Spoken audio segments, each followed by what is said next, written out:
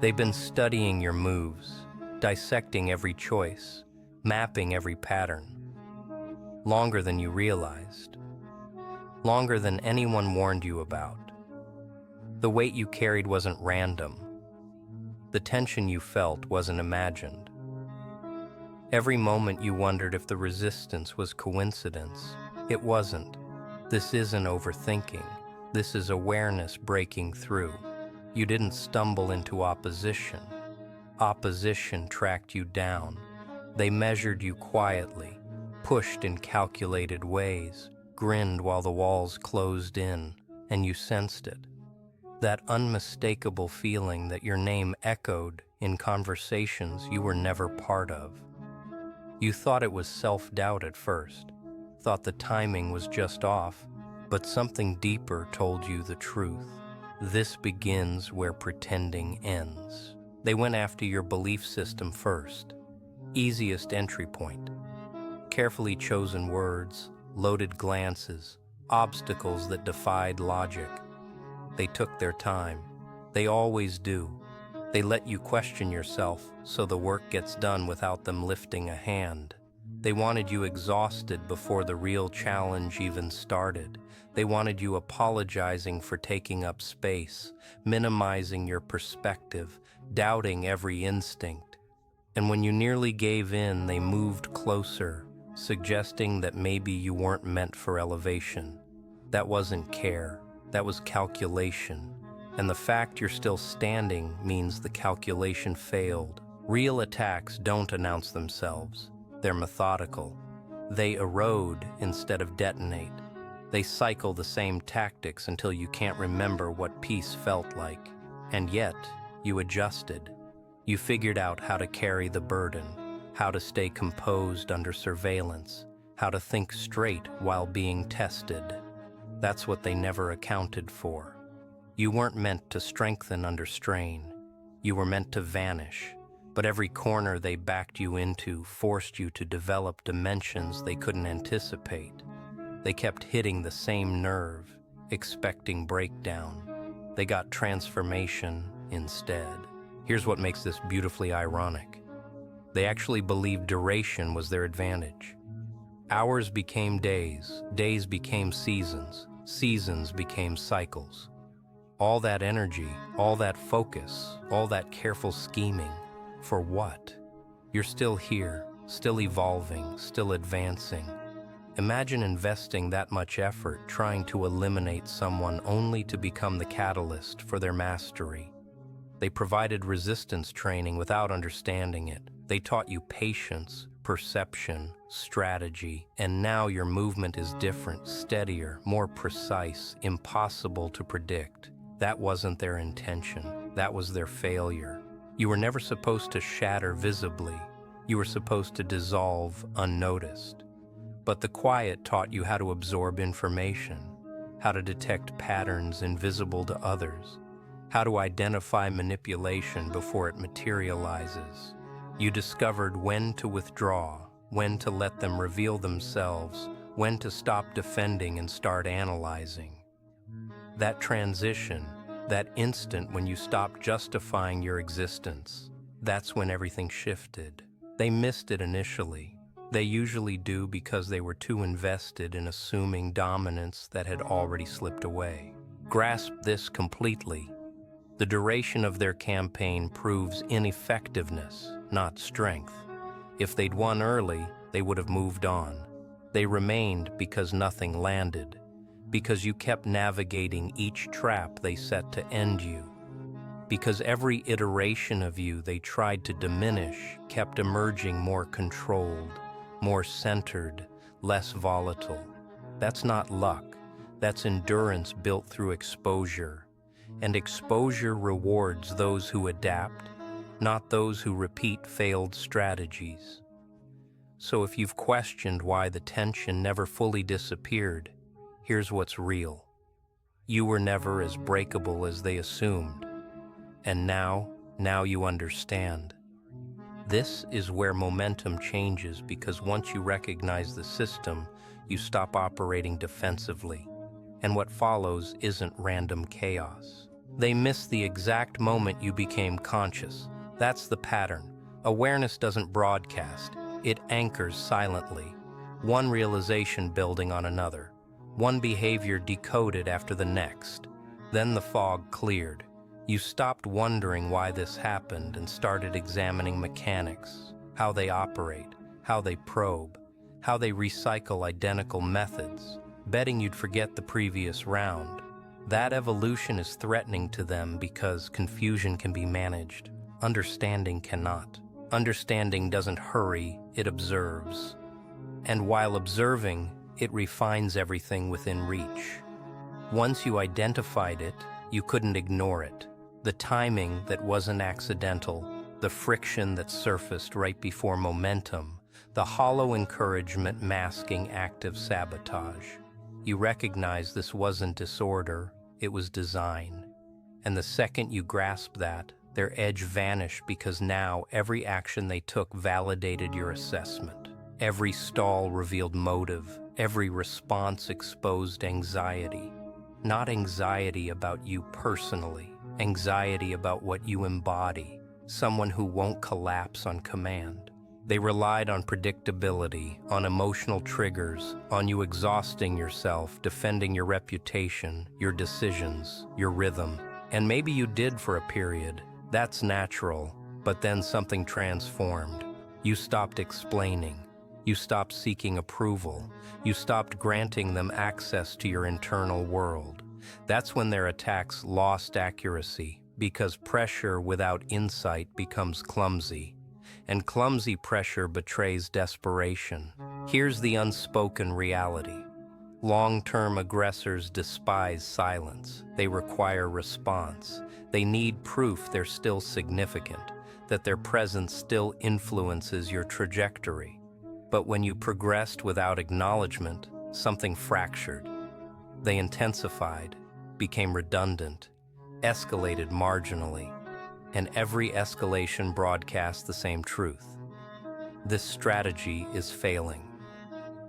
Imagine discovering you've been targeting a presence that learned evasion. You didn't overpower them. You outlived their energy. You didn't counter every tactic. You examined them. You let them expose their boundaries, their creative limits, their dependency on recycled plays. And while they repeated pressure, you sharpened your concentration. You developed competence, structure, self-mastery. That's the distance they can't recover because development multiplies quietly. And once it becomes visible, intervention is already impossible. Notice something critical. They never challenged what you'd already conquered. They challenged what you were evolving into. That's not chance. That's reflex. Average doesn't attract sustained resistance. Capacity does. Purpose does. The kind of inner drive that doesn't need validation. And even when they slowed your pace, they couldn't alter your trajectory. Your compass stayed true. That's why every interference drained them. So if you're still experiencing pressure, recognize this. Pressure at this point isn't authority, it's fear dressed as dominance. They're testing familiar triggers, hoping one still functions, hoping you'll regress, hoping you'll question yourself again. But you're not the same consciousness that entered this pattern. You're more deliberate now, more purposeful, less impulsive. That's not fragility. That's sovereignty. Now arrives the stage they never anticipated, the stage where you stop responding entirely, where every action becomes intentional, calculated, measured. You don't race because there's nothing to validate. You don't defend because clarity doesn't debate. You position yourself while they're still predicting your next emotional outbreak. This is the stillness that emerges after sustained pressure, not relief, authority. You begin selecting when to appear and when to withdraw from their awareness. You comprehend timing now. You know that constant visibility invites interference, but strategic visibility confounds it, so you decelerate deliberately. You allow intervals. You create space. And within that space, you construct. They interpret that calm as uncertainty. That's their ultimate miscalculation. Because restraint isn't weakness, it's intelligence deployed patiently. They attempt to bait you back into familiar responses, small provocations, recognizable hooks, identical approaches they've employed for years. But you don't engage. You watch. You document the patterns. You identify the stagnation. That's when you truly perceive their ceiling. They can only function within their knowledge. And you've already transcended that territory. You didn't flee the pressure, you evolved past it. This is where your strength turns inward. Not louder, not more visible, more rooted. You stop gauging progress by velocity and start measuring it by coherence. Every move now carries intention. Every choice strengthens your path instead of dispersing your force. They sense the shift, even if they can't articulate it. Something about you is no longer reachable. Not emotionally, not mentally. That void disturbs them. Here's what stays beneath the surface. When long-term opposition recognizes its losing impact, it doesn't always withdraw immediately. Sometimes it lingers, observing, waiting, hoping you'll stumble, hoping exhaustion will resurface. But you've already prepared for that. You created frameworks instead of depending on feelings, consistency instead of spontaneity. You don't need perpetual inspiration anymore. You became reliable, and reliability terrifies anything founded on disruption. You also developed judgment. Not everyone earns a reply. Not every provocation warrants attention. You preserve your resources for actions that count. And the more selective you become, the deeper your influence registers because concentrated effort generates momentum. They notice achievements now, not reactions. Progress accumulating quietly while their reach contracts. Understand this fully. You're not here to defeat anyone publicly. You're here to establish your foundation privately, to build something that doesn't crumble under scrutiny, to advance in ways that don't require recognition. That's maturity forged through resistance. That's someone who learned the distinction between spectacle and substance. So if this phase feels different, if it feels quieter but weighted with purpose, that's accurate. You're no longer in preservation mode. You're in implementation mode. And everything you weathered prepared you for this exactness. They attacked for an extended duration and still failed completely because they were fighting the former version of you, the version that doesn't exist anymore. And this is where the narrative settles into knowing. You don't need to broadcast your next steps. You'll let outcomes communicate. You'll let separation expand. You'll let silence complete what pressure couldn't. And when they finally understand the contest is finished, you'll already be positioned far beyond reach, not glancing back, not clarifying, just advancing with direction. This is the ultimate understanding, the one that crystallizes everything permanently. They were never your primary barrier. They were the conditioning. Every postponement, every examination, every repeated effort to destabilize you, it all built framework into your consciousness. You didn't just survive the prolonged pressure. You harvested wisdom from it. That's the revelation no one anticipates. When opposition becomes education, you no longer define yourself against them. That chapter ended quietly. You don't need triumph declarations or public resolution. You move beyond the phase where resistance provides identity. Your attention narrowed, intensified, aimed toward creating results that exist regardless of observation. This is mental independence, and once it establishes, interference loses meaning. They might still discuss, still monitor from distance, still operate from outdated assumptions about you. Let them. Their understanding is obsolete. They're reacting to a version that ceased existing once you claimed command. Meanwhile, you're functioning from principles they never acquired: patience, organization, self-governance. Not reaction, not impulse, regulation of self. Here's the silent advantage you now possess. You don't force outcomes. You don't pursue validation. You don't overcommit to demonstrate competence. You allow results to gather naturally. That generates steadiness.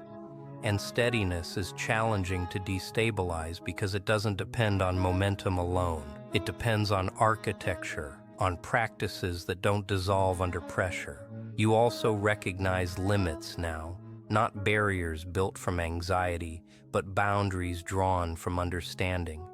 You know where to direct focus and where to retract it. You know when silence conserves power and when movement multiplies it.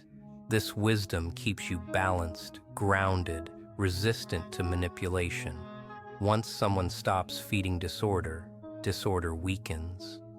There's a sense of conclusion in this phase, not theatrical, not audible, just resolved. You trust your assessment now because it's been verified repeatedly. You don't reconsider every choice. You evaluate, recalibrate, advance. That rhythm sustains itself, and sustainability outlasts force always. So if you reflect and question why it required so long, here's the truth. You weren't being stalled, you were being developed. Developed to function without needing permission. Developed to withstand attention without losing direction. Developed to progress even when misinterpreted. That degree of preparation can't be accelerated. And now comes the natural withdrawal, not an exit constructed from noise, not a dramatic pivot, just distance growing organically as you remain locked on what matters. You don't announce transformation. You don't broadcast advancement. You let time do what it always does when combined with discipline. It divides those who persist from those who obstruct. This is the composure of someone who knows precisely where they're heading.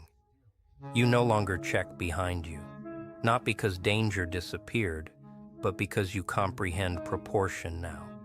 You're functioning on a plane where minor disturbances can't penetrate, where distractions lose intensity before arrival. You've organized your hours, your mentality, your choices. Everything contains purpose behind it. That purpose functions like force, drawing you forward despite peripheral noise. They eventually abandon effort, not from respect, from depletion, because targeting someone who doesn't respond, doesn't redirect, doesn't decelerate, becomes futile. Their resources drain while yours multiply. That disparity expands silently, and one day, without announcement, the pressure dissolves, not because they succeeded, but because they realized they never would. What persists is precision. You perceive how far you've traveled without converting it into narrative for others. You know the investment, the patience, the discipline, the hours spent processing instead of reacting, executing instead of debating. That knowledge settles heavy and constant inside you. It doesn't create arrogance, it anchors trajectory. And trajectory is force when it's unwavering. You've become someone who doesn't need to persuade. You demonstrate through alignment, through consistent production, through decisions that register even when misunderstood. That's self-leadership. And once you command that, external interference becomes meaningless. Nothing frustrates opposition more than realizing they no longer affect the result. So absorb this moment completely, not as revenge, not as validation, as verification. You were examined for an extended period, monitored intensely, tested continuously, and through everything, you refined instead of fragmented. That's uncommon. That's earned.